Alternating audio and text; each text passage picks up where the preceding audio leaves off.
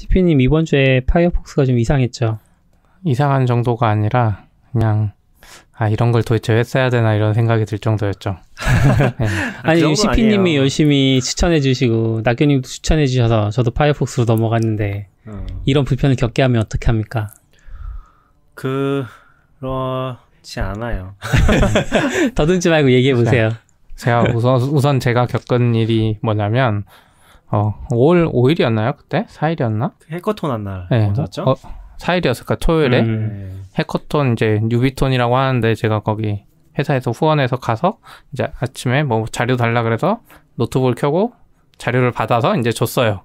그리고 뭐 하다가 파이어폭스 좀 이따 켜려고 이제 파이어폭스 다시 켰는데 플러그인이 하나도 없는 거예요. 근데 플러그인이 다 삭제된 것 같은 거예요.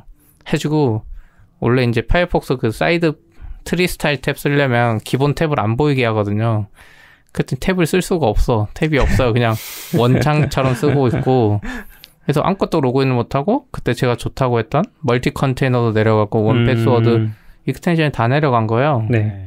그래가지고 파이어폭스 또 동기화 장애났나 보다. 그리고 마침 이제 낙교님이 와서 낙교님한테 한번 해보라 그랬는데 낙교님은 또 잘 돼요. 전 잘 됐어요. 그래가지고 내가 잘못했나 보고 하고 막 플러그인 목록에 들어갔더니 플러그인은 있는데 뭐라 그랬죠? 뭐 지원하지 않는 네. 현재 버전 파이어폭스에서 맞아요, 지원하지 맞아요. 않습니다 하면서 다 정지되어 있더라고요. 그리고 플러그인 사이트에도 먹통이었던 것 같아요. 네, 맞아요. 네. 그래서 이제 파이어폭스에서 장애 공지가 나고 모든 사람들이 그런 문제를 겪고 있다는 게 이제 알려졌죠. 이 얘기는 좀 이따 다시 하시고 네. 일단 다른 소식들 좀 전하고서 네. 진행하시죠. 그리고 레일즈 이야기 제가 해요? 네. 저 잘 모르는데. 대충. 네. 레일즈 6.0.0 RC 릴리즈 캔디데이트 1이 지금 나왔어요. 뭐 이런저런 뭐 1000커밋이나 넘었대요. 커밋은 중요하지 않고. 사실 좀 된 얘기인데 4월 24일 날 나왔거든요. 그래서 아마 조만간 6.0이 나올 것 같습니다. 그렇습니다. 원래 메이저 버전은 크리스마스 때 릴리즈 된다면서요? 그건 루비죠. 그건 루비만요. 얘는 레일즈군요. 네, 죄송합니다. 레일즈는 그런 개념이 없어요. 네. 생뚱맞게 나왔던 것 같아요, 항상. 근데 이제 네. 그리고 마이크로소프트에서 비주얼 스튜디오 코드에 드디어 원격 개발 기능이 들어갔는데요. 이건 뭐냐면 리모트 서버에다가 서버 띄워놓고 거기에 이제 SSH로 붙어서 소스 코드를 열 수 있는 거죠. 아니면 이제 저 같은 경우는 도커 컴포즈로 작업을 하니까 컴포즈로 띄워놓고 그 컴포즈 내에 있는 소스 코드 접근할 수 있는데 이 기능이 좋은 점은 이제 이 기능이 없을 때는 비주얼 스튜디오 코드가 소스 코드를 열 수는 있지만 그 코드의 맥락을 모르거든요. 이 파일의 맥락을 모른다는 의미가 뭐냐면 패키지가 설치되어 있을 거잖아요. 저는 컴포즈로 띄웠으니까. 하지만 코드는 로컬 머신만 바라보고 있으니까 패키지도 인식을 못하고 그리고 파이썬 3인지 2인지 이런 것도 구분을 못하는 거죠. 그래서 좀 추적 같은 거, 예를 들면 선언부가 어디 있는지 이런 거 추적 같은 것도 잘 안 되고 그랬는데 요번에 이제 해보니까 잘 되더라고요. 다만 이제 아직 정식 버전에는 안 들어왔고 정식 버전이 지금 코드가 1.134.1이거든요. 근데 1.133.1이거든요. 근데 그 인사이더스 버전이라고 다른 버전이 있어요. 까나리 같은 크롬 까나리 같은 버전인데 거기는 1.34예요. 거기에서 원격 개발 기능 플러그인을 설치를 하면 사용해 보실 수 있습니다. 크롬은 카나리라고 하나요? 네, 크롬은 카나리. 네, 그럼 카나리 버전이라고 따로 있어요. 둘 다 설치할 수 있어요. 파이어폭스는 나이텔리라고 하는데. 맞아요. 제 이름이 좀 달라서. 근데 여기 서초 너무 이제 살기 어려운 동네인 것 같아. 얼마나 저렇게 차들 지나다니면서 누구 아들 찾는다고 다니고 정말요? 데모하고. 데모도예요? 네, 여기 대법원이랑 검찰이 있으니까 지금. 네네. 이 서초 동네가 이제 진짜 시끄러운 동네가 될 것 같아요. 원래 조용해서 좋았는데. 요즘 좀 심해진 것 같아요. 다음 소식. 빨리 이사 가주세요. 네, 다음 소식 보정해주세요. 다음 소식은 AWS S3에서 원래 두 가지 형태 API를 지원을 했거든요. 그래서 앞에 S3. amazon aws.com으로 시작하고 그다음 버킷 네임 나오고 그다음에 쭉 이런 URL 방식을 패스 스타일이라고 불렀더라고요. 그리고 그거 말고 앞에다가 아예 버킷 네임을 적고 그다음에 아마존 S3 이렇게 시작하는 게 이제 서브 도메인 스타일, 버추얼호스트 스타일, 예, 이렇게 표시를 했었는데 이제 앞에 거를 지원하지 않을 거라고 2020년 9월 30일부터 그래서 그때까지는 이제 수정을 해야 된다. 애플리케이션 코드 수정해라. 그리고 SDK도 바뀔 거니까 업데이트 자주 하고 뭐 이런 SDK는 식으로. 바뀔 거라는 거라기보다 이제 SDK 내부에서 호출하잖아요. 네. 우리가 보통 직접 호출하는 게 아니라 다 SDK를 쓰잖아요. 그쵸. 그러니까 뭐 HTTPS로 호출하는 경우는 사실 드물잖아요. 그래서 SDK 업데이트만 잘하면은 크게 문제는 없을 것 같기는 해요. 그쵸. 내부적으로는 다 처리를 해주니까. 근데 이제 그런 URL을 하드 코딩하거나 클라이언트 네. 해놓는 경우가 많은데 이게 문제가 뭐냐면 애들이 이렇게 바꿀 거였으면 진짜 이렇게 했어야 되는데 S3에서 URL 따면 지금까지 다 패스 스타일이었어요. 버추얼호스트 스타일도 됐는데 네. S3의 그 오브젝트 URL 보여주는 게 다 패스 스타일이었어요. 그래서 버추얼호스트 스타일이 있는지도 몰랐어요. 저도 다른 프로그램은 그렇게 따주길래 알았는데 근데 버추얼호스트 스타일이 훨씬 쓰기 편하죠.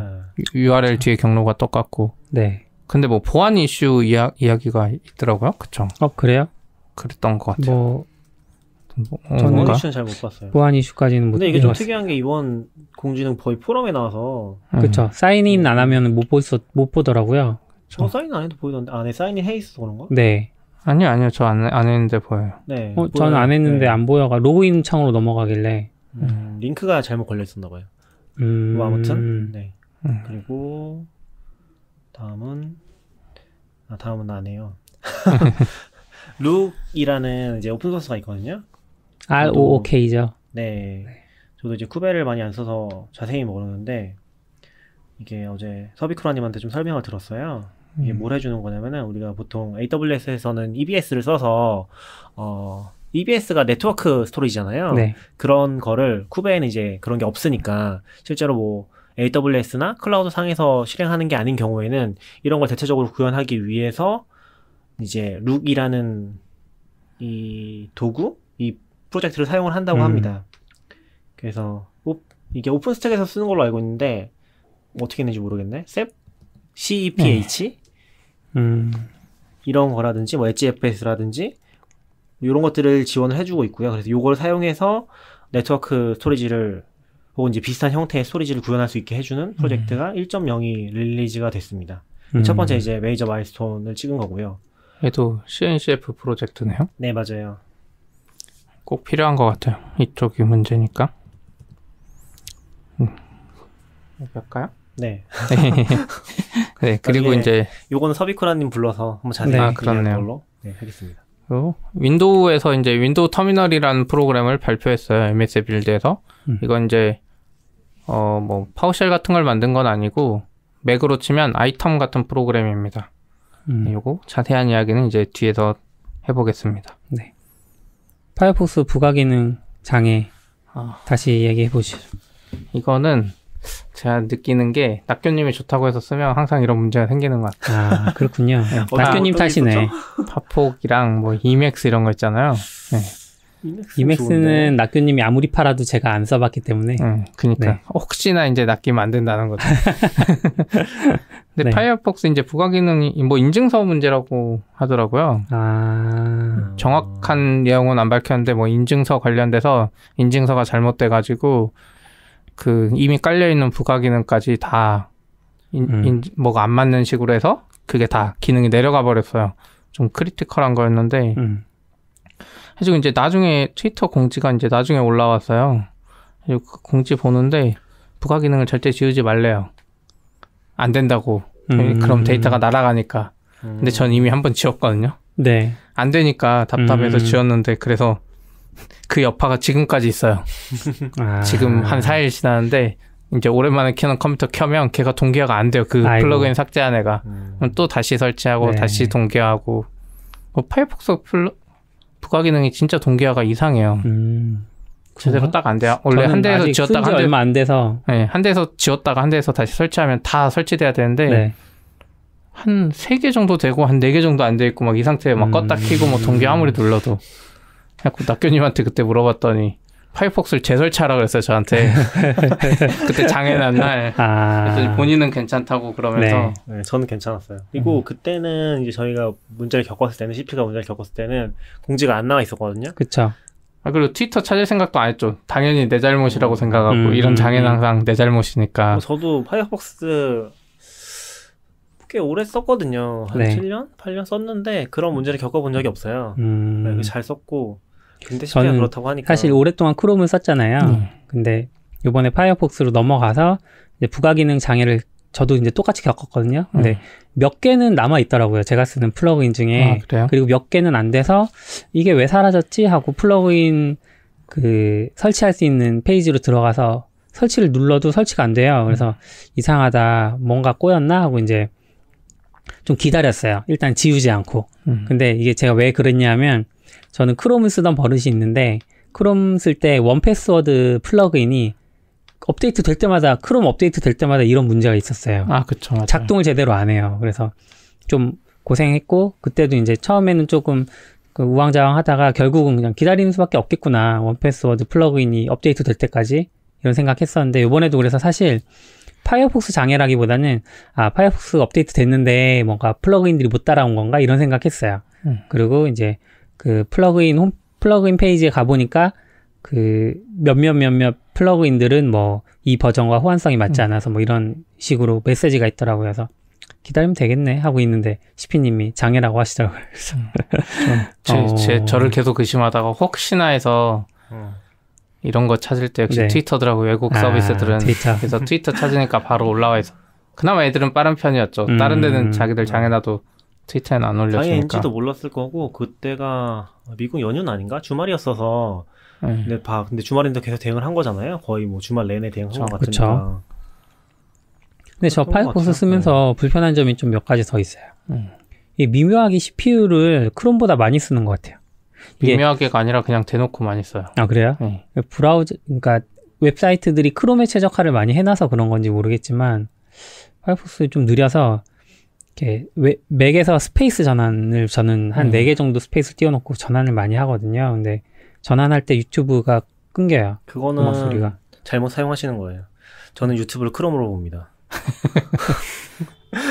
배신당한 느낌인데. 그러니까. 근데 파이어폭스의 문제인지는 모르겠는데 파이어폭스가 약간 전통적으로 좀 웹앱 쪽이 좀 느린 경향이 좀 있어요. 그래서 웹앱을 계속 상주시켜 놓고 CPU를 쓰는 앱들을 많이 띄워놓으면은 탭을 많이 띄우잖아요. 그런 상태면 CPU가 굉장히 많이 먹기는 해요.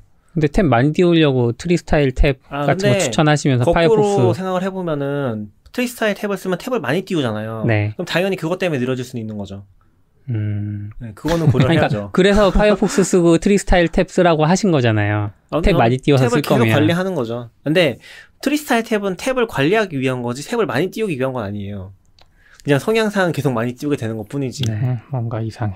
그래서 언제 크롬으로 다시 넘어갈지 모르겠습니다. 근데 트리스타일 탭에 또 적응되면 모든 게 다 느려도 사실 잘 못 넘어가요. 저는 아직 그 크롬에 있는 트리스타일 비슷한 플러그인이랑 크롬에 있는 거랑 뭐가 다른 건지 잘 모르겠어요. 크롬에 있는 거는 따로 팝업이 뜨잖아요. 팝업? 네. 창이 안 붙어 있잖아요. 창이 따로 떠요. 네네네. 그게 좀 불편해요, 사실. 그리고 제가 그 탭을 핀해 놓거든요. 몇 개는 지메일 같은 거 핀해 놓는데 핀해서 링크 클릭해서 새 창으로 띄우면 꼭 빈 창이 하나 더 뜨는 그런 문제가 생기더라고요. 저만 그런가요? 그거는 트리스타일 탭이 오픈소스이기 때문에 가서 버그라고 기여를 해주시면 됩니다. 네. 그리고 한글 입력 문제 있지 않아요? 없는데요? 저 특수문자 입력하면 그 다음 한글이 입력창 제일 앞으로 넘어가 버려요. 특수문자를 친 적이 없어서. 옮겨져서. 특수문자 뭐 괄호나 아니면 그 따옴표나 이런 것들. 숫자도 그렇고. 입력키를 다른 거 쓰시는 거 아니에요? 입력키 지금 뭐 쓰는 아니요. 입력키 맥 기본 입력키요. 저는 딱히 문제 겪은 적은 없어요. 네. 저도 딱히. 이건 저만 그런 건가? 당첨인 건가요? 갑자기 왜 파이어폭스 불평 대회가 된 거죠? 네? 여기 앞에 있으니까 장애부터 시작해서 우리가 이거 불평을 말하면 파이어폭스 대변인으로서 저기 파이어폭스 미국 본사에 전달해 주세요. 제가 뭘 해드릴 수 있는 거지? 전달해 주세요. 네. 아까 그 이슈 올리라고 한 것도 올려주시고. 저도 이제 파이어폭스 그거에 탭 핀 하는 거 있잖아요. 네. 그게 사실 크롬에도 있는데 크롬 거랑 좀 달라서 좋더라고요. 크롬은 핀에도 닫아졌던 것 같거든요, 창이. 네. 맨 앞에만이지. 네. 근데 파이어폭스는 핀한 건 안 닫아지더라고요. 그리고 나중에 파이어폭스 다시 키면 그 핀한 것들이 그대로 살아남아요. 해가지고 내가 뭐 개발 URL 몇 개 띄워놨잖아요. 5개. 네. 그럼 파이어폭스 다음에 실행할 때 또 그게 그대로 떠서 모르겠어요. 크롬 동작 방식이 잘 기억은 안 나는데 근데 크롬은 뭔가 핀 해놓고 커맨드 W 누르면 창이 닫아졌던 것 같거든요. 다시 켤 때 안 살아나거나. 네, 다시 켤 때는 잘 기억이 안 나는데 네. 핀 해놓고 내가 창 여러 개 닫으려고 커맨드 W 하다 보면 핀 된 게 닫아져 버렸던 것 같은 느낌이에요. 저도 잘은 모르겠어요. 지금 파이어폭스를 기본으로 안 쓴지 너무 오래돼가지고 이게 그 기능이 파이어폭스의 기능인지 트리스타일 탭의 기능인지 잘 모르겠어요. 좀 섞여 있거든요. 자체 기능 같아요. 네, 근데 그게 섞여 있거든요. 그러니까 거기서 좀 확장한 것도 있고 그래서 잘은 모르겠어요. 근데 아무튼 뭐 그건 좋은 크롬에서는 파이어폭스에서는 안 닫히네요. 커맨드 W 눌러도. 네. 그래서 약간 실수로 진짜 노래 들을 때 요즘에 그런 것들 많잖아요. 노래도 유튜브 뮤직 같은 거 들으면 브라우저에 띄워야 되는데 그런 것들 많으면 거기 떠 있어도 좋은데 아까 말한 대로 이제 전 CPU는 모르겠고 집 컴퓨터 아이맥이 오래된 건데 그냥 메모리가 8기가밖에 안 되거든요. 그냥 파이어폭스 크롬 탭 하나당 파이어폭스 탭 하나당 막 200, 300메가씩 묶고 있어요. 크롬이요? 파이어폭스가 탭별로 나와요? 메모리가? 네. 그냥 헬퍼가 여러 개 떠 있어. 뭐 헬퍼 이름 이런 식으로 해가지고 그리고 파이어폭스가 메모리를 진짜 많이 먹더라고요. 근데 이런 이야기는 이제 예전부터 많았어요. 유튜브가 리디자인을 했는데 파이어폭스에서 뭐 몇 배 느리다. 그리고 사람들이 그때 팁으로 했던 게 뭐냐면 유튜브 옛날 디자인으로 쓰는 법 이런 거. 근데 저는 유튜브는 아예 못 쓰겠던데. 왜냐면 노트북에서 유튜브를 실행하면은 거의 무조건 펜이 돌기 때문에 안 열거든요, 파이어폭스로. 그냥 무조건 크롬으로 넘어가고. 사실 크롬도 그렇긴 한데. 전 그냥 유튜브 파이어폭스로 봐요, 귀찮아서. 근데 약간 그런 이슈가 있는 것 같아요. 크롬은 뭐 웹 표준 뭐 조금은 지키지만 그런 거 모르겠고 막 걔들 느리잖아요, W3C 하는데. 그래서 우리가 그냥 우리 사이트에 필요한 기능이면 최대한 빨리 적용해버리고 딴 사이트들도 그거 다 적용하는데 이제 파폭은 그 나름의 그 철학이 있잖아요. 해서 잘 안 움직이고 빨리 적용 안 하고 하다 보니까 그런 기능 쓰는 애들이 있으면 그쪽에 문제가 생기는 것 같아요. 재밌는 게 있는 게 요즘 웹앱이 엄청 유행이잖아요. 네. 근데 웹앱이 유행하면서 이제 약간 웹 표준을 지키는 게 구식이 된 것 같다는 느낌이 많이 들어요. 그러니까 웹 표준을 지키면은 사실 파폭에서 잘 나오고 크롬에 잘 나오는 게 너무 당연하잖아요. 근데 요새는 크롬에만 잘 나오는 애들이 진짜 많은 것 같아요. 그러니까 특히 한국 서비스들이 크롬 뭔가 웹 지원한다고 하면서 오픈앱 지원한다고 하면서 크롬만 지원하는 경우. 그렇죠. 저도 최근에 뭐 정부 사이트 같은 데 보면 이상하게 파폭으로 해서 안 돼서 정부 사이트가 이렇지 뭐 하다가 크롬으로 들어가면 엄청 잘 돼요. 그러니까 한국도 대부분 사람들이 이제 크롬 쓰다 보니까 해주고 오히려 파이어폭스가 옛날 IE보다 더한 존재가 된 것 같아요. 그냥 파이어폭스가 없으면 다 될 것 같은 느낌도 들고. 저는 최근에 겪었던 게 삼성 화재인가? 그 다이렉트 보험 이제 영양제 보험 가입을 하는데 네. 이게 원래는 그 사이트가 크롬에서도 아예 안 열렸거든요. 그러니까 열면은 IE로 여세요 이런 식으로 바뀌면서 상세 페이지 안 보이는 거 있잖아요. 그런 느낌이었는데 크롬에서 열리길래 크롬이 아니라 파이어폭스에 열리길래 너무 좋다. 거기서 이제 결제를 하는데 결제가 실패한 거예요. 그래서 제가 파이어폭스로 뭔가 결제 가능한 수단들 있잖아요. 다 바꿔가면서 한 10번 정도 한 것 같아요. 다 실패하고 크롬에 가서 하니까 바로 됐어. 와. 파이어폭스 쓰면 내 삽질 시간이 늘어나는 것 같아요. 점점 벗어나고 싶은데. 그렇죠. 그리고 또 하나 겪었던 게 자비스라고 저희가 최근에 월급 명세서 받는 걸 바꿨거든요. 아, 네. 우리나라 스타트업이죠? 그랬던 것 같아요. 맞아요. 네. 근데 거기도 웹앱인데 파이어폭스에서 안 돼요. 그러니까 회원 가입을 하면은 뭔가 어트리뷰트가 잘 안 넘어가는 느낌? 네. 그래서 뭐 로그인을 해도 내가 로그인이 된 페이지 넘어갔는데 아무것도 없는 상태 하나. 데이터를 못 받는 것 같아요. 그런 식으로 뜨고 근데 크롬에서 하면 잘 되고 근데 처음에는 뭔가 버그인 것 같다. 나는 파이어폭스 당연히 돼야 된다고 생각을 하니까 그런데 안 되더라고요. 요즘에는 개발자도 다 크롬 쓰니까 이제. 그렇죠. 그리고 뭐 마이크로소프트도 엣지 브라우저 이제 막 크롬으로 되면 진짜 옛날부터 파이어폭스는 그냥 IE 시절이 더 그리울 것 같아요. 최신 기술 쓴 애들도 느리고 파이어폭스는 진짜 애정과 그 파이어폭스가 하는 말 있잖아요. 지금 뭐 선택권 뭐 이런 이야기 있잖아요. 아시잖아요. 그건 아니고 저 예전에 그런 글이 하나 있었거든요. 네. 그냥 지금 우리가 파이어폭스 선택하지 않으면 이런 선택지를 선택하지 않으면 나중에는 그런 선택지조차 없어질 것이다. 근데 뭐 그렇게 생각할 수도 있고 아닐 수도 있는 거니까. 딱 그런 마인드로 지금 써야 되는 것 같아요. 파이어폭스. 예전에 아니요, 좋으니까 쓰는 거예요. 예전에 그 불편한 이야기 다 했잖아요. PSF 관련해서 이야기해 주셨던 스카리님도 파이어폭스 쓰시거든요. 근데 그분은 약간 그냥 오픈소스적인 맥락에서 파이어폭스를 지지하시는 것 같아요. 그러니까 OS도 리눅스 쓰시거든요. ODK는 파이어폭스 되나요? 저희는 파이어폭스에서 뭐 레이아웃이 깨지거나 하는 이슈가 한 번 있었어요. 제가 파이어폭스 쓰니까. 그러시구나. 그래서 발견을 했는데 엄청 후순위로 밀렸어. 이슈가. 그런 것도 있을 수 있어요. 저는 이제 44비치 만들면서 파이어폭스밖에 안 보기 때문에 크롬에서 깨질 수 있습니다. 그렇지만 크롬에서 깨지면 1순위로 고쳐야죠. 제가 안 보니까 모르는 거죠. 누군가 얘기해 줄 때까지. 근데 잘 안 얘기해 주거든요. 그래서 제가 저번에 안드로이드 크롬에서 좀 이상하다고 말씀드렸던 적이 있는 것 같은데. 그거 지금도 안 되나? 모르겠어요. 그렇지 않을까요? 제가 CSS 설정을 제대로 안 해놔서 가끔 문제가 생길 수 있어요. 근데 지금 그거보다도 이게 전 이번 건이 좀 재밌었던 게 이게 어플리케이션 쪽에서 이게 시대적인 흐름이라고 해야 되나? 그런 것들이 이제 있는 것 중에 하나가 전 두 가지라고 보거든요. 하나는 소프트웨어 업데이트가 이제는 선택이 아니라 필수가 된 거죠. 그게 어떤 거냐면 예를 들어 포토샵 6을 내가 쓰는 건 이제 말이 안 돼. 클라우드 넘어가면서 없죠. 그러니까 업데이트가 자동으로 되니까 중간 버전을 쓰는 게 허락이 안 되는 거예요. 그쵸? 인터페이스가 바뀌어도 예전 인터페이스 쓸 수 없는 거죠. 근데 이거랑 비슷하게 지금 파이어폭스 문제가 뭐냐면 이게 내 문제가 아니라 원격지 상에서 문제가 생긴 건데 모든 게 다 디서블 된 거거든요. 근데 맞긴 맞아요. 왜냐면 보안적으로 봤을 때 허가되지 않은 플러그인 설치되면 당연히 문제가 생길 수 있으니까 그런 걸 관리하기 위해서 이런 게 들어가 있는 것 같아요. 그래서 중간에 대처법 나온 것도 약간 실험 기능 켜가지고 그런 거 디서블 된 거 푸는 식으로 만들어 했던 것 같아요. 정확히 모르겠지만 그러니까 약간 이상한 페이지 들어가서 중간에 픽스를 자동으로 해줬는데 그게 무슨 스터디라는 기능 이용해서 맞아요. 걔들 원격으로 해버렸어요. 우리가 안 건드리고. 네. 근데 그거를 굳이 끈 사람은 그걸 켜라. 그런 거였죠. 맞아요. 그런 게 있었는데 이제 그런 것 때문에 틀린 건 아닌데 근데 우리가 작업하는 환경이 완전히 온라인에 종속돼 있는 느낌? 그래서 그쪽에 문제만 생겨도 전 세계에 이제 파이어폭스 개발 환경이잖아요. 개발자들의 개발 환경을 망가뜨릴 수 있는 거죠. 여러 가지 중의적인 의미에서 개발 환경이잖아요.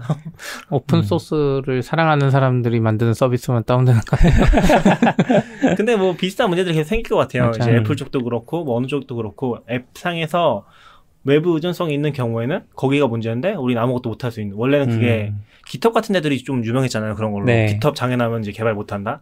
근데 그런 수준이 아닌 거죠. 모든 앱이 다 그렇게 돼가지 않나?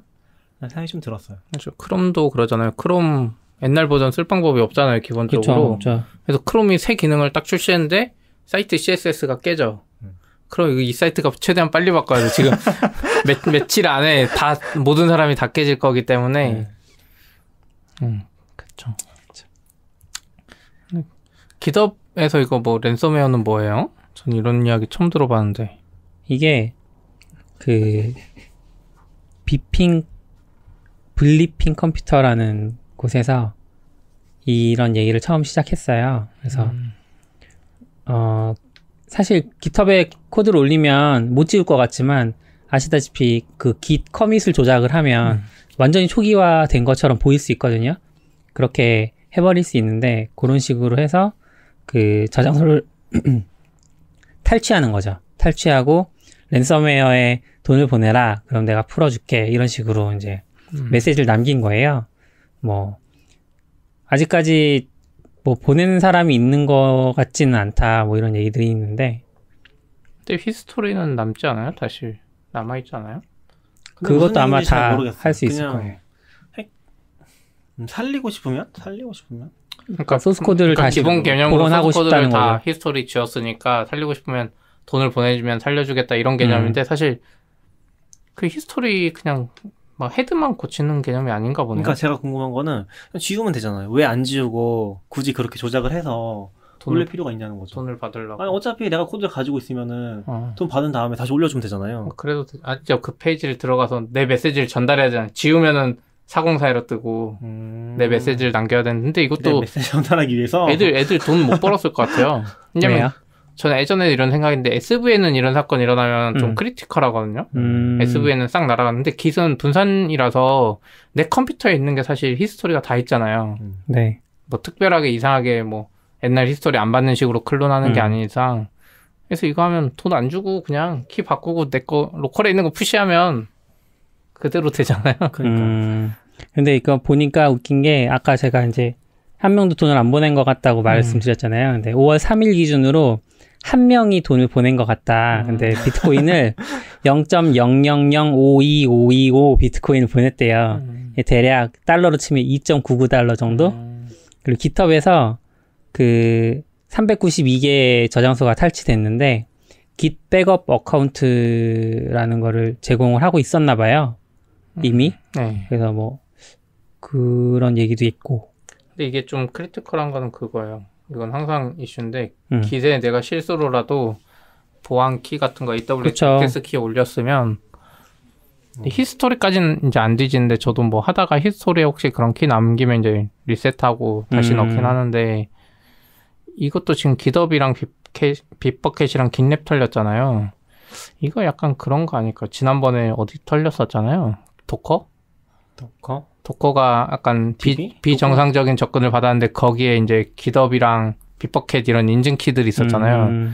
그러니까 약간 점점 그렇게 되는 것 같아요. 점점 음모론으로 가고 있어. 아니 음모론이 아니라 깃업 자체가 털리는 경우 이제 많지 않잖아요. 네이버도 마찬가지고. 네. 근데 이제 서드 파티가 좀 허접한 애들이 있으면 걔들한테 이제 계정 연결하고 하다 보면 그 키가 그쪽 서버에 저장되잖아요. 네. 근데 키도 사실 거의 비밀번호 수준인 건데 그쪽에서 관리 못하는 애들이 생겨가지고 비밀번호가 아니라고 그냥 그걸 그대로 저장하거나 그래서 이렇게 털리는 것 같아요. 지금 이 3개 사이트 한 번에 이랬다는 거는 분명히 그런 서비스 중에 하나가 털렸다는 말밖에 안 되거든요. 아니면 이거는 그걸 수도 있을 것 같은데 이거는 기 서비스 계정을 해킹했다.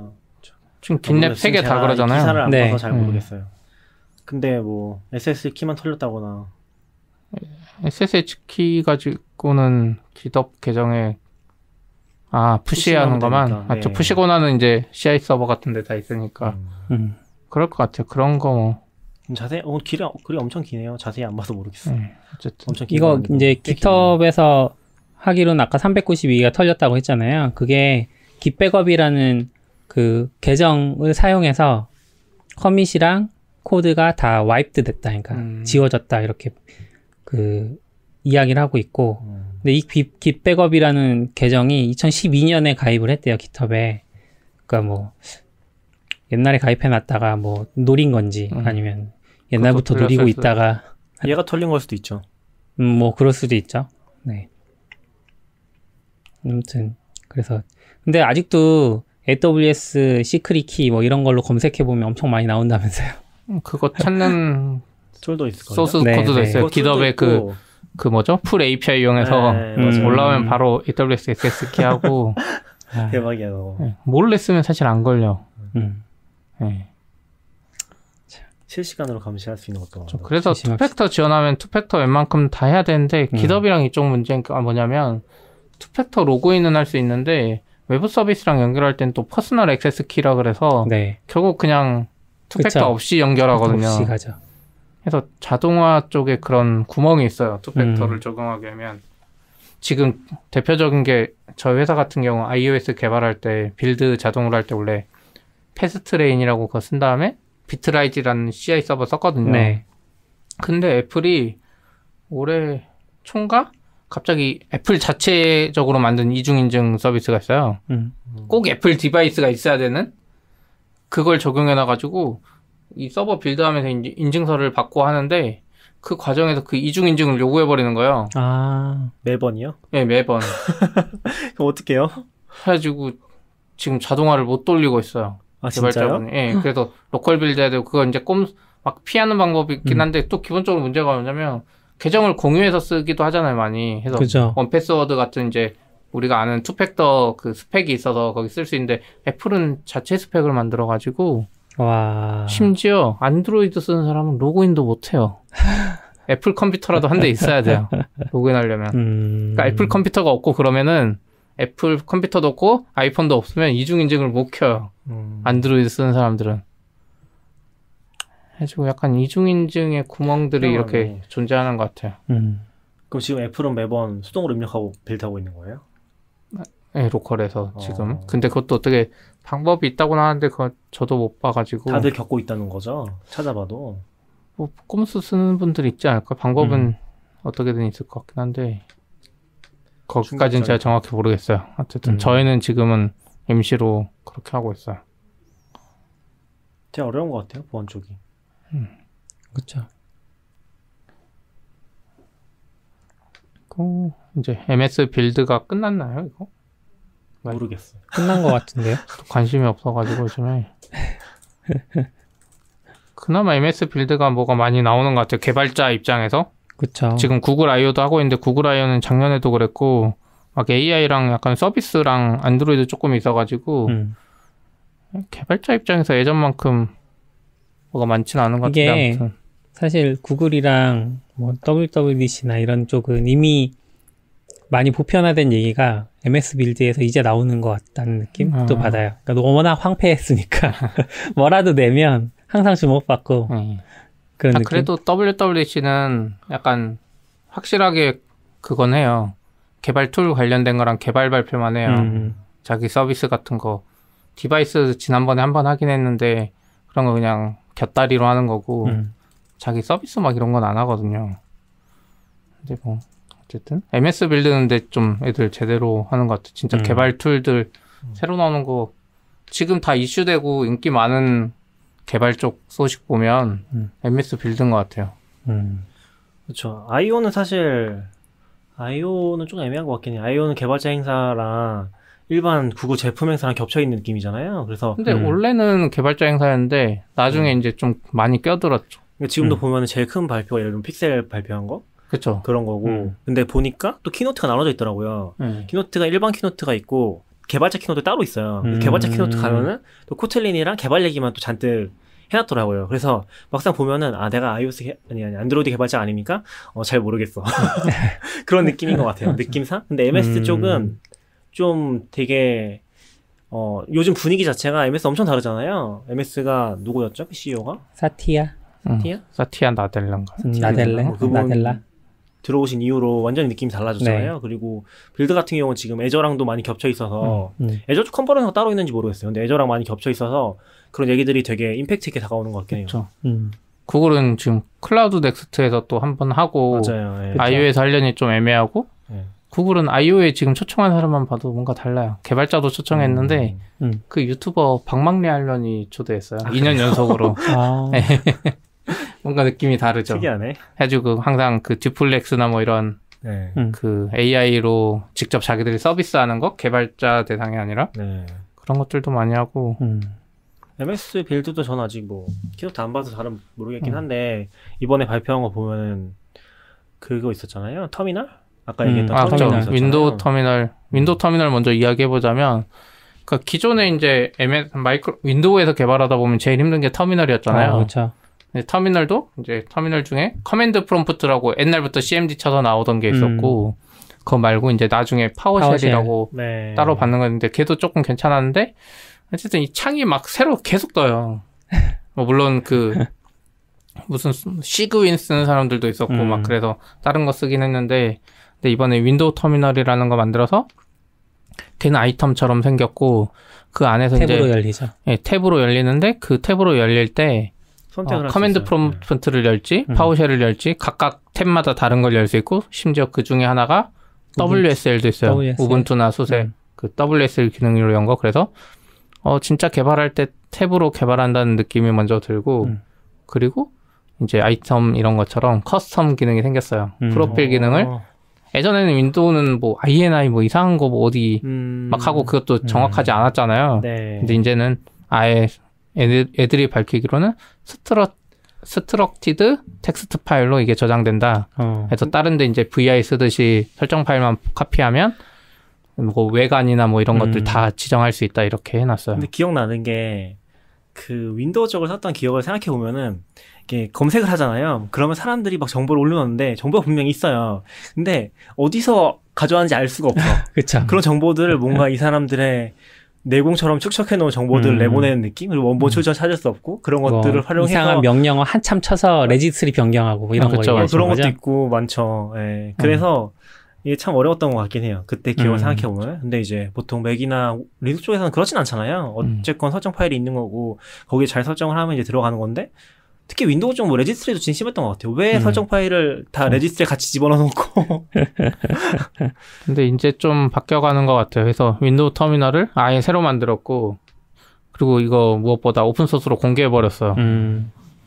이게 전 터미널 얘기 이어서 이제 계속 해보자면은 터미널 이게 약간 도구라고 본다면은 실제로 저는 윈도우가 이번에 엄청 많이 바뀌었다고 생각하거든요. 그러니까 CP는 써봤던 것 같긴 한데 WSL 했었잖아요. 네, 이게 그쵸, 전 WSL이 써봤죠. 약자가 뭐였지? 윈도우 서브 시스템 시스템. 포 리눅스? 그런 거였던 것 같아요. 네, 윈도우 서브 시스템 포 리눅스였던 것 같은데 그게 이제 배시 같은 게 VM 경량 VM으로 배시가 아니라 우분투? 지 모르겠다. 아무튼 리눅스 배포판이 경량 배포판으로 들어간 거거든요. 네. 우분투랑 수세가 있는데 윈도우 스토어에 있어요. 그냥 클릭하면 맞아요. 설치되는 거죠. 그래서 쓸 수 있다고 했는데 그게 좀 불편했다고 들었었거든요. 어땠어요? 실제로 써봤을 때? 우선 이제 그 나왔을 때 여기서 맘대로 개발할 수 있겠다 생각했는데 그런 거 그러니까 여기서 설치하고 근데 둘이 약간 분리돼 있어요. 근데 윈도우랑 윈도우랑 분리돼 네. 있고 별도 앱처럼인데 애랑 이제 시스템적으로 도커 마운트 하듯이 공유하는 폴더 개념이 있거든요.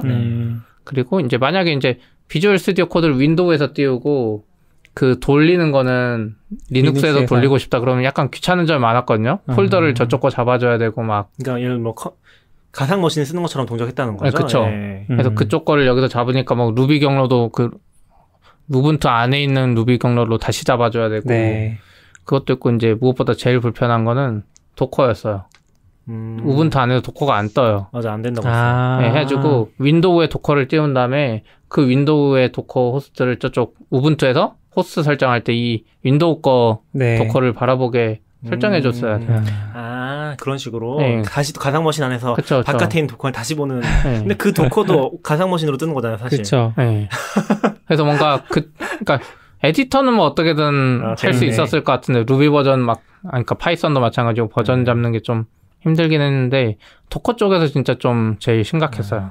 저는 이제 윈도우를 안 쓴 지가 너무 오래돼가지고, 그러니까 은행 업무 처리할 때 아니면 진짜 안 쓰니까 그 WSL도 사람들이 되게 좋아했었잖아요, 윈도우 쓰시는 분들을. 그래서 실제로 써보진 않았었거든요. WSL을 저도 이제 깔았던 이유가 파이썬으로 뭐 그때 머신러닝 같은 거 해보려고 하는데 맥에서는 답이 안 나와요. 얘는 성능이 네, 성능이. 예. 그러니까 맥에서. 맥에서는 성능이 부족해요. 네. 맥은 그냥 허접하니까. 그래픽 카드도 AMD 거고. 딥러닝 얘기하죠. 딥러닝 아니라 그냥 머신러닝도. 머신러닝. CPU 자체가 딸리잖아요. 아무리 iMac이라 그래도. 그래서 그거를 조금이라도 빨리 돌려보려고 윈도우에 WSL 깐 거예요. 그럼 이제 윈도우 옛날 삽질 안 해도 되고 우분투 쓰듯이 하면 되겠다. 그리고 난 이 이미지를 도커로 만들었으니까. 근데 도커를 띄우려니까 뭔가 복잡했던 거죠. 이런 니즈가 이해가 되는 게 저도 기억나는 게 iMac을 작업 머신을 쓰시는 분이 있었는데 그분이 머신러닝 한참 이제 딥러닝 한참 핫할 때 그 윈도우 머신을 만드시더라고요. 그 조립을 하시더라고요.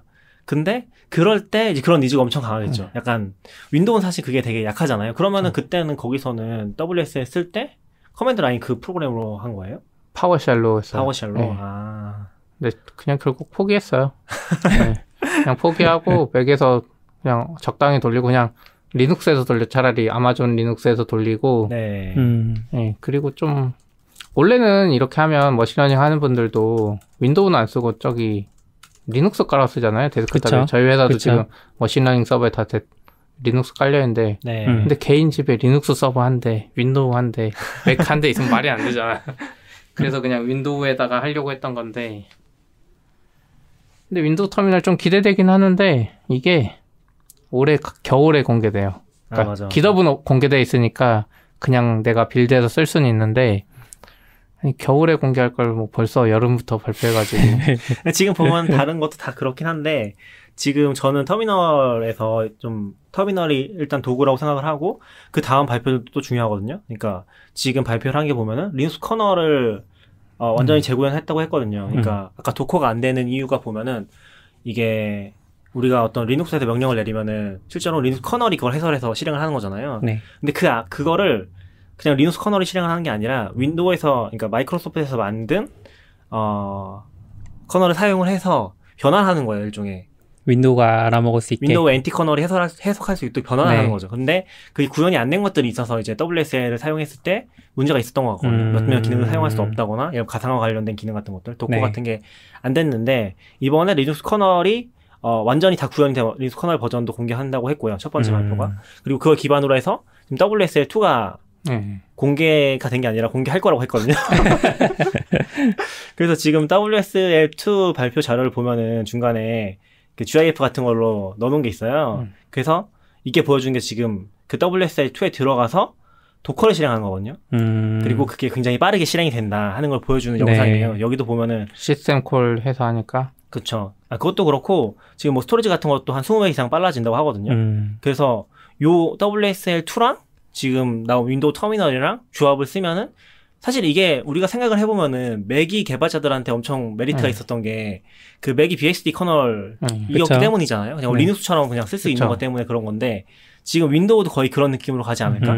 그래서 얘네도 이제 가상화 기술을 쓰고 있다고 하는데 거의 이제 그 격리된 느낌 없이 쓸 수 있다고 얘기를 하거든요.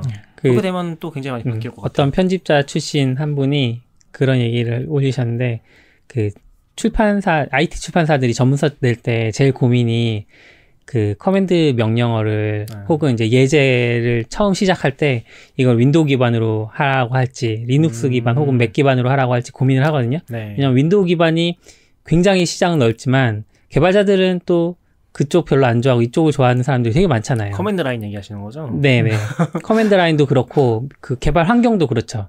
뭐 이클립스를 쓰면 상관없지만 또 이제 안 그런 사람들도 있으니까 그래서 이제 고민이 되게 많아요, 사실.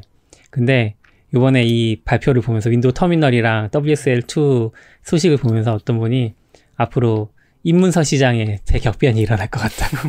윈도우로 천하통일되는 거 아니냐. 이거만 되면 윈도우로 하고 맥 사용자들은 알아서. 아무 차이가 없잖아요. 맥도 똑같이 보고 따라할 수 있는 거고.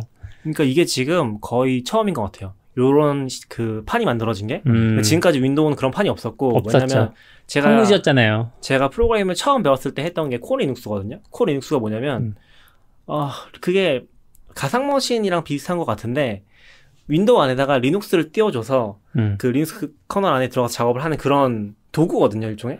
그런 거 써서 처음에 리눅스를 배웠었어요. 그 다음에 이제 리눅스 넘어 그런 식이었는데 그런 게 그냥 윈도우 안에 통합이 되는 거잖아요. 네. 그래서 굉장히 재밌는 시장이 열릴 것 같아요. 윈도우도 그거 해준 거 자체가 대단한 것 같아요. 그렇죠. 우선 결정을 했고 능력 있는 사람 진짜 MS 개발자들 많긴 한가 봐요. 회사의 정책상 그랬지. 아까 윈도우 터미널도 보면 C++ 94%인가 그래요. 소스코드 레포지터리 가면. 그러니까 요즘 트렌드로 뭐 C샵으로 했을 수도 있고 그랬을 것 같은데 요즘 개발자들이라면 안 썼겠죠. 네. 근데 그 보면 막 그 동영상도 있거든요. 저희 44비트 이제 글 공개하면 거기 유튜브 링크 걸었는데 소개 유튜브 영상 보면 예쁘죠. 투명하게 됐고 진짜 이쁘게 잘 만들었는데 이걸 C로 만드는 사람도 진짜 엄청 잘하겠다 그런 생각이 들더라고요. 더 재밌는 거는 그러니까 지금 이게 터미널이랑 WSL2랑 연결이 되어 있는 것도 있지만 또 하나 묶여 있는 게 코드거든요. 그러니까 지금 아까 전에 비주얼 스튜디오 코드 리모트 개발 얘기하셨잖아요. 그게 또 묶여 있는 거예요. 그쵸. 지금 묶여 있어서 WSL 지원한다고 써 있어요. 그렇죠. WSL이 가상머신처럼 동작은 하지만 실제로는 같은 안에 있는 것처럼 네이티브 환경처럼 그렇죠. 그렇게 동작을 하게 되니까 이게 판이 엮여 있고 거기다가 또 하나 이제 공개한다고 했던 게 이 코드를 원격에서 실행한다고. 원격이 아니라 뭐죠? 아니 원격 용어는 원격이에요. 그 리모트. 웹은 온라인. 네, 온라인에서 실행한다고 만든다고 했잖아요. 그쵸. 그런 것들 잘 묶여 있는 느낌이 굉장히 많이 드는 것 같아요. 온라인까지는 모르겠고 리모트까지는 약간 엮여 있는 게 우리가 아까도 이제 도커 컴포즈 이야기했잖아요. 도커 컴포즈로 업하고 이제 쓰는 거는 다 괜찮은데 제일 귀찮은 게 뭐냐면 비주얼 스튜디오 코드 썼을 때 뭔가 그 도커 컴포즈 환경 안에서 명령어를 실행해야 돼. 서버 말고 뭐 레일즈 루틴 마이그레이션이나 뭐 콘솔을 띄워야 돼. 그러면은 도커 컴포즈 exec 도커 컴포즈 런 뭐 써야 되는데 지금 비주얼 스튜디오 코드 리모트 여기서 발표된 게 뭐냐면 그냥 소스도 그냥 심지어 그 안에 있어도 돼요. 해서 애가 도커 환경 안에 들어가서 그러니까 비주얼 스튜디오 코드가 뜰 때 도커 환경이랑 붙어가지고 비주얼 스튜디오 코드에서 뜨는 터미널은 이미 그 도커 환경 안에서 네, 실행돼요. 맞아요. 해가지고 아무 불편도 없고 무엇보다 그 커맨드 클릭해서 그 소스 코드 추적하는 것도 네. 다 되고 원래 도커 컴포즈업 하면 좀 안 좋은 게 그 로그에 이제 뭐 URL이나 뭐 파일 경로가 딱 찍히잖아요. 원래 디버깅 하다 보면 에러 나면 근데 도커 컴포즈 안에 있는 건 그걸 못 따라가요. 파일 경로가 다르기 때문에 비주얼 스튜디오 코드랑 근데 그쵸. 네, 다르죠. 그래서 네. 커맨드 클릭해서 원래 그 파일 딱 바로 열리면 진짜 편하거든요. 근데 이 리모트 하면 애초에 얘가 그 안에 환경을 가정하고 떴기 때문에 그게 돼요. 네.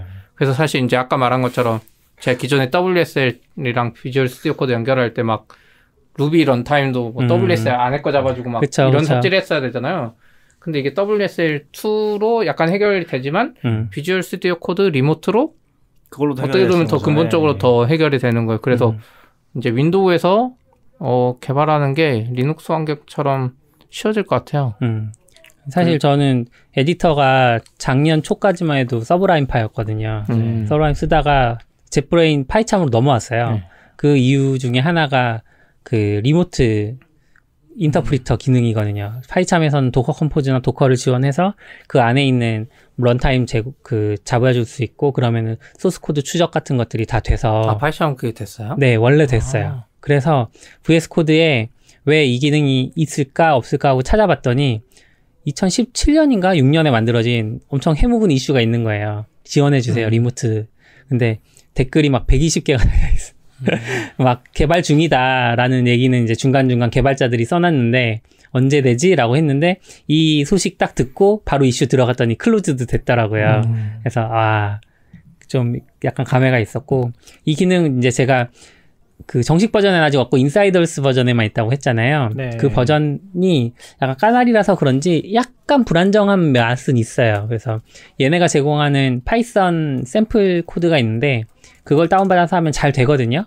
코드 추적 잘 되고 해서 제가 하고 있던 로컬에 도커 컴포즈로 올리는 프로젝트에다가 이제 그 코드를 띄워봤어요. 코드로 리모트 개발을 띄워봤어요. 그랬더니 조금 일단 자원을 많이 먹는다는 느낌이 있고 둘째로는 하다가 죽은 적이 한 번 있어요. 제가 뭐 설정 막 바꾸고 막 이렇게 좀 했더니 그리고 도커 컴포즈로 하면 조금 설정해줄 부분이 조금 더 있는 것 같아요.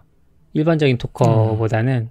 그래서 그 부분만 해결되면 뭐 그리고 버전 하나 차이 나니까 지금 인사이더스랑 정식 버전이랑 뭐 다음번 버전부터는 VS 코드로 넘어가 볼까 지금 저도 진지하게 고민을 하고 있어요. 파이참 너무 느려가지고 이렇게 리소스 많이 먹어서 그거 띄우고 도커 컴포즈 띄우면 항상 팬이 돌거든요.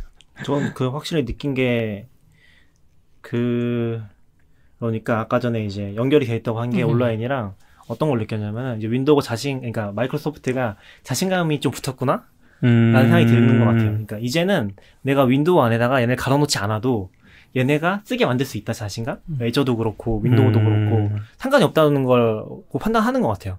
이런 게 들어가면 어차피 윈도우도 많이 쓰게 될 거고 오히려 열어둠으로써 데려올 수 있다. 그쵸. 이런 그래서 생각들 하는 윈도우 거죠. 코드도 나가고 그리고 맥에도 이제 엣지 나가는 거잖아요. 맥에 나간다기보다 이제 맥에서 쓸 수 있게 되는 거잖아요. 네. 엣지를. 그런 것들 보면은 완전히 판이 달라지고 있다는 거 그걸 인식하고 있다는 느낌 많이 들었어요. 왠지 앱스토어에 딱 올렸는데 애플이 리젝. 그럴 리 없겠죠. 그것보다도 이제 예전에는 MS 수익의 상당 부분이 그 마이크로소프트 OS였잖아요. 네. 사는 OS랑 거. 오피스. 그냥 제품을 사는 거. 그쵸. 제품 사는 거였는데 그리고 오피스도 많았고 근데 오피스는 이제 클라우드로 많이 넘어갔잖아요. 넘어갔죠. 다른 OS도 지원하고 그러면서 네.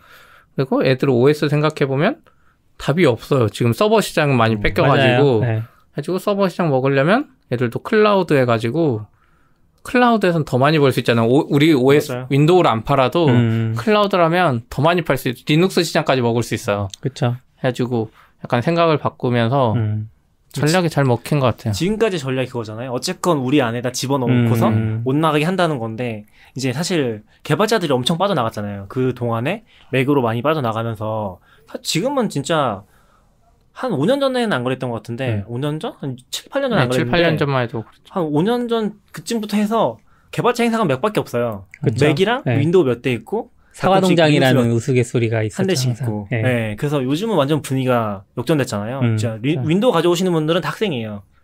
개발자들은 아니면은 안 써요. 뭐 이렇게 다른 네, 좀 특수한 상황이거나. 그것도 있었죠. 그때 2008년 9년에 이제 아이폰 잘 나가기 시작하면서 그때 이제 좀 개발하는 분들은 아이폰 개발을 하려고 무조건 맥을 샀어야 됐고, 그쵸.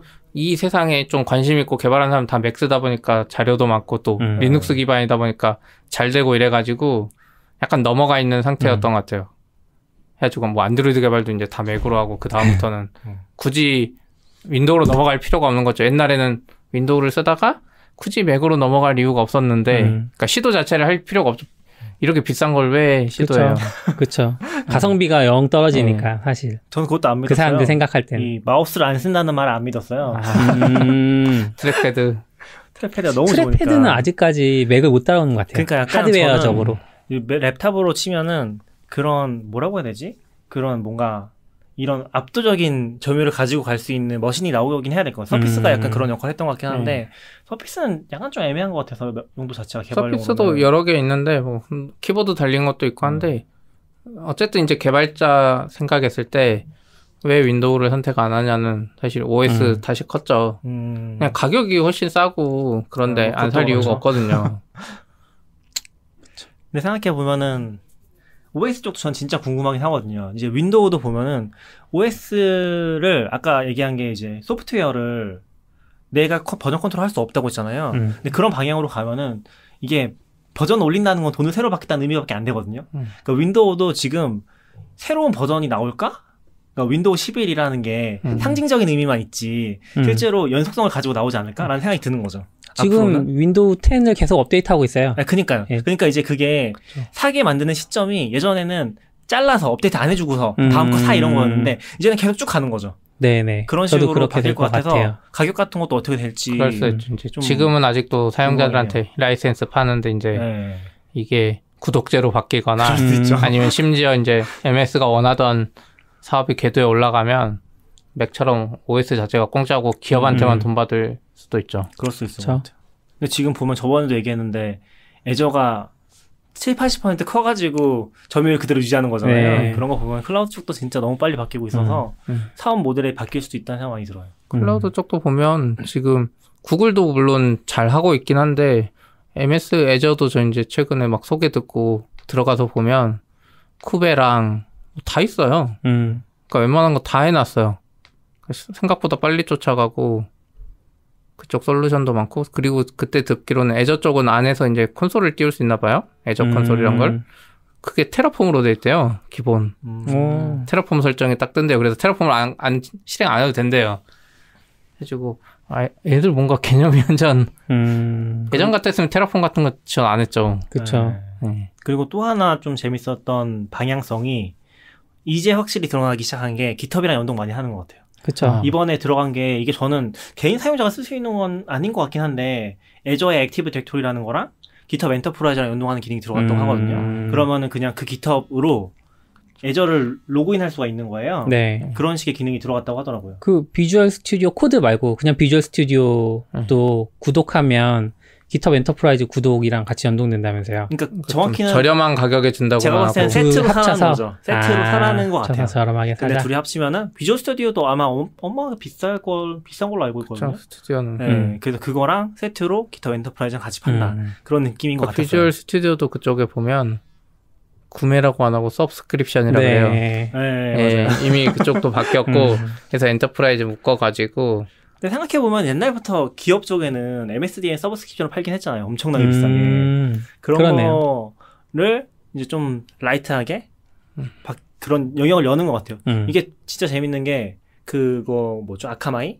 아카마이 이런 데는 완전 B2B잖아요. 그쵸. 그래서 개인한테 콘솔이 안 열려 있거든요. 네. 근데 거꾸로 생각해보면은 애저나 GCP나 그 AWS는 개인한테 콘솔이 열려 있거든요. 네. 이게 진짜 어마어마한 기술력이고 어마어마한 힘이라고 생각하거든요. 근데 그런 게 가능한 거죠. 그런 식으로 이게 뭔가 범위를 넓혀가면서 감당할 수 있는 범위를 넓혀가는 느낌? 점점 깃허브이 지난번에 프라이빗 공짜로 푼 것도 그렇고 MS 들어가면서 오히려 좋은 것 같아요. 사실 그때 막 걱정하는 사람들 막 깃허브 탈퇴하겠다고 그쵸. 뭐 한 사람도 네. 있었는데 길랩으로 많이 갔죠. 지금까지 행보를 보면 오히려 깃허브이 거기 들어가서 점점 공짜로 풀어주고 MS MS 들어가면서 MS는 돈이 많으니까 기덥 정도는 뭐 공짜로 운영할 수 있잖아요. 몰라, 그건 모르겠지만. 그러니까 MS 주주들이 들으면 펄쩍 뛸 아니, 뭐 소식일 수도 비주얼 있어요. 스튜디오 돈 받으면서 거기에 이제 서브로 이렇게 묶어버리고 할 수 있으니까. 그것도 좀 궁금하긴 했어요. 저는 이제 클라우드일 것 같긴 한데, 그러니까 엔터프라이즈가 원래는 설치형밖에 없었는데, 클라우드랑 이 설치형이랑 나눠졌잖아요. 네. 그래서 왠지 클라우드로 제공해 줄 것 같긴 한데, 설치형도 이게 말이 되나? 라는 생각이 좀 들긴 했거든요. 뭐 아무튼. 설정은 아닐 것 같아요. 사소한 얘기입니다. 그런 거 보면 MS가 진짜 많이 바뀌고 있고, MS 윈도우도 같이 써야 되나? 한 생각이 살짝 들었어요, 이번에. 아, 그래요? 저는 약간 기대하고 있는데, 그래서 윈도우를 같이 차라리 그냥 개발 환경이 윈도우 됐으면 좋겠다는 생각도 해요. 맥이 너무 비싸기도 하고, 윈도우 쪽도 MS에 좋은, 한테 왔다 갔다 해요, 사실. 맥에 워낙 자주 쓰던 프로그램이 있고, 그쵸. 가격 생각하면 또 생태계가. 윈도우 생각났다가. 저도 랩탑이 좀 좋은 게 나오고 생태계가 잘 유지되면, 그래서 제가 일렉트론 좀 좋아하는 게, 내가 좋아하는 앱들이 일렉트론으로만 나와 있으면 그쵸. 뭐 리소스를 많이 먹든 뭐 하든 일단 윈도우에서 쓸 수는 있으니까. 그래서 좀. 리눅스에 쓰는 것보다는 같은 일렉트론이어도 윈도우가 훨씬 좋죠. 근데 슬랙을 띄워봐도 윈도우에서 뭔가 폰트 렌더링이나 이런 게 맞아요. 약간 조금 덜릴 그래요. 거예요. 그래서 맞아요. 그러니까 서피스 좀 쓰면 좀 아쉬워. 낫지 않아요? 서피스는 안 써봐서 모르겠어요. 그러니까 서피스, 그러니까 지금은 잘 모르겠는데, 한 2, 3년 전에 제가 찾아봤을 때는, 네. MS 윈도우를 쓴 노트북의 해상도들은 다 낮았었거든요. 네네. 그러니까 우리가 맥에서 쓰는 레티나 해상도 지원하는 게 없었어요. 그 정도까지는 잘 안 네, 나오죠. 그리고 제가 기억하는 게 서피스 같은 게 이제 그전 고해상도 지원하는 그런 그 랩탑이었던 걸 기억하거든요. 네. 물론 다른 것들도 이제 가장 최상위에는 그런 게 한두 개씩 있었는데 거의 없었고, 서피스가 약간 해상도랑 다 올려서 나온 머신 같은 느낌이었거든요. 그리고 이제 비주얼 스튜디오 코드 온라인도 이야기해 보자면, 이것도 사실 이제 원격에 뜨는 거잖아요. 내 네. 컴퓨터가 아니라. 그러면 이제 내 개발 환경을, 기존에 서비스가 있었어요. 비주얼 스튜디오 코드를 서버 형태로 쓸 수 있는 서비스가 있었어요. 돈 내고. 그래요? 그래서 그 개발 환경이 그 비주얼 스튜디오 아까 디버그처럼 콘솔도 거기, 이름이 코던가? 네, 코던가 그런데 콘솔도 거기 딱 뜨니까, 그거를 제일 좋았던 사람들은 이유가 뭐냐면, 아이패드랑 아이폰에서 코딩할 수 있다. 그냥 환경이 다 거기 떠 있기 네. 때문에. 그러니까 비주얼 스튜디오 코드가 일렉트로니까 그거를 서버로 띄워버린 거예요.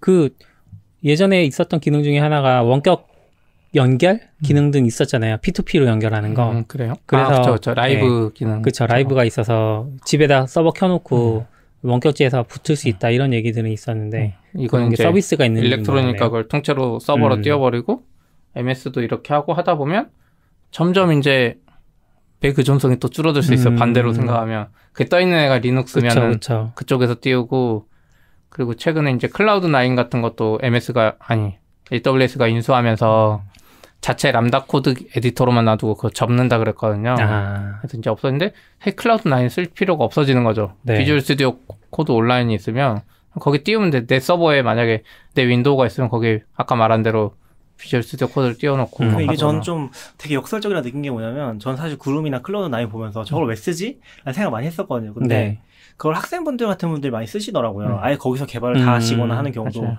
많은 것 같았거든요. 근데 지금은 이제 패러다임이 완전히 바뀔 수도 있는 게 뭐냐면, 이 비주얼 스튜디오 코드 온라인이 나오면은 이제 거꾸로 코딩은 로컬 머신에서 하는 게 아니게 될 수도 있어요. 거꾸로. 그건 무슨 말이냐면, 지금 여기서 같이 발표했던 게, 전 지금 이게 정확히 어떤 기능인지 모르겠는데, 리모트 디벨롭먼트 익스텐션 말고 하나 또 발표한 게 있거든요. 이것도 공개가 안 돼 있는데, 비주얼 스튜디오 리모트 디벨롭먼트라는 걸 발표를 했어요. 이게 뭐냐면은, 원래 클라우드9은 그 개발 환경까지 포함이 돼 있잖아요. 근데 개발 환경을 따로 구축하는 걸 제공할 것 같아요. 그래서 여기다 개발 환경 구축하는 시스템을 만들고, 여기서 코드로 바로 연결해서 쓰면은 내 로컬 머신에 있는 리소스 하나도 필요 없는 거죠. 근데 똑같이 다 개발할 수가 있어.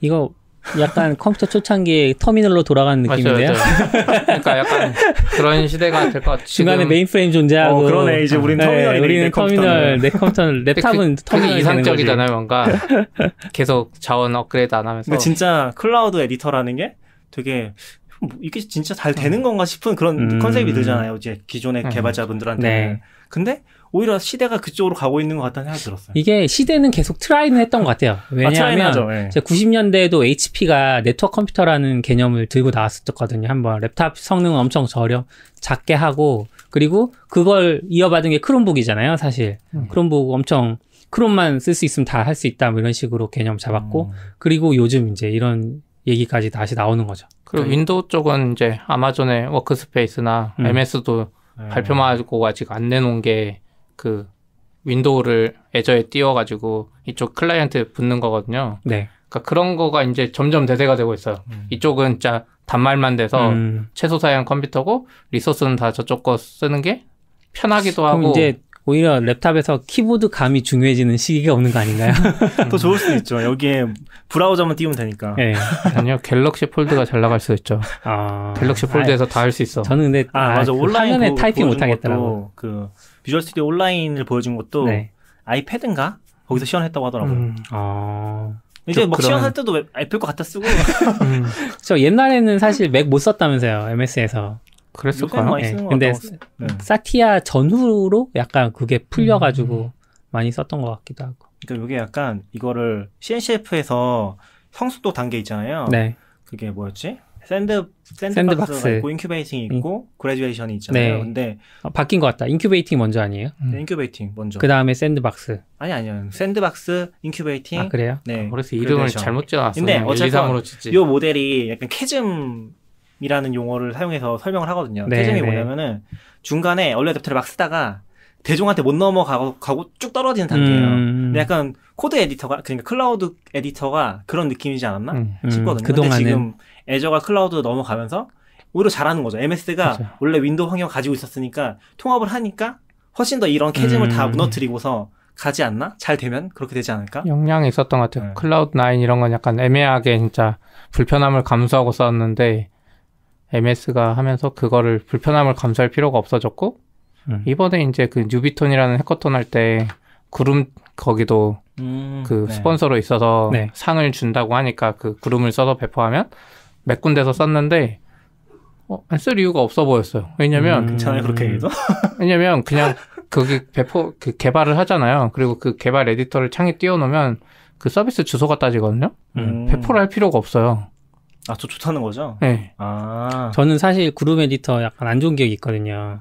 1년 한 반 정도 전에 이제 ODK 미디어 입사할 때 구름 테스트를 봤어요. 아, 그걸로 막 코딩 테스트. 구름으로 코딩 테스트 봤는데 네. 그때는 에디터가 괄호를 열면 괄호를 당연히 닫아주는 괄호가 생겨야 되는데 그것도 안 되고 선택하고선 열은 괄호를 하면 그 선택 부위 앞뒤로 괄호가 열고 닫혀야 되잖아요. 그런 것도 안 되고 그래서 막 안 되는 게 많았다 막 이런 그 리뷰를 썼거든요.